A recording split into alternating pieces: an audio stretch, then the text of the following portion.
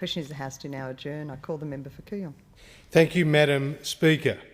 There is little disagreement with the proposition that the Labor government under successive Prime Ministers Rudd and Gillard have mismanaged the economy. Record budget deficits, including the 4 largest in Australia's history, 27 new taxes and numerous examples of gross waste and mismanagement comprise Exhibit A, B and C. But perhaps most damaging of all has been the government's erratic decision-making processes that have lacked consultation, alienated stakeholders and produced policy outcomes that are inimical to the very interests that they pretend to protect.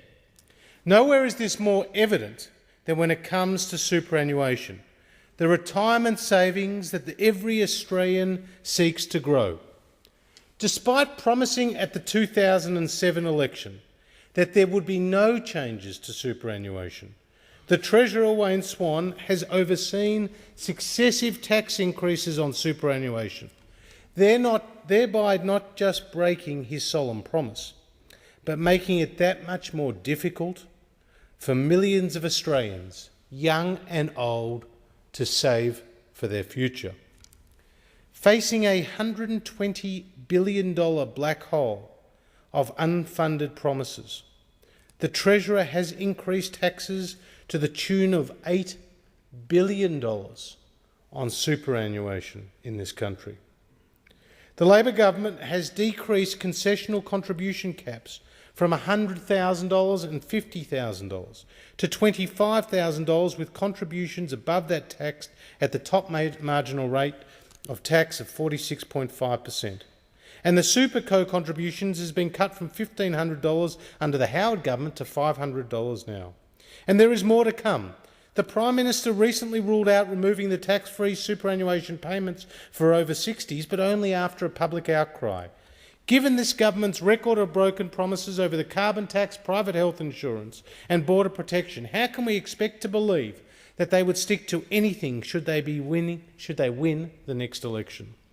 But significantly, unlike the coalition which has ruled out any detrimental, unexpected changes to superannuation, this government refuses to rule out further changes. In fact, the Minister for Superannuation, the member for Maribyrnong, Bill Shorten, was reported in the Australian on the 29th of the 11th, 2012, as telling funds in a private meeting that, quote, nothing was off the table.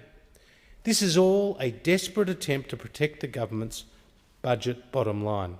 And this is despite senior industry figures like Industry Funds Management Chairman Gary Weaving saying it's, quote, time for a pause on super changes, and former Labor Minister Nick Sherry, Superannuation Minister 2007 to 2009, issuing a warning. See, the Labor Party is desperate. A structural deficit and a $120 billion budget black hole requires the government to find savings anywhere it can. And when it comes to superannuation, the union leadership is egging them on.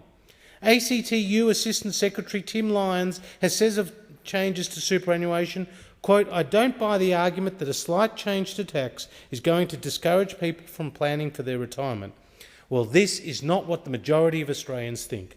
They want the freedom to invest in their super and to take responsibility for their retirement without being punished with punitive tax imposts put in place by a desperate government. Should the coalition win the federal election later this year, we have said when the budget is back in a healthy state, we will revisit the issue of concessional superannuation contribution caps and Superco contribution benefits for lower income earners, which are currently at levels below where they should be.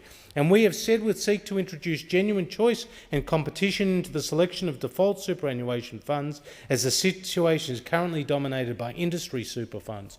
We want any MySuper product to be able to operate freely within the default superannuation market. And we want to get more independent directors onto superannuation fund boards, and we want disclosure of conflicts of interest to be mandatory, and we want to increase the transparency for information for people who are seeking to compare super funds.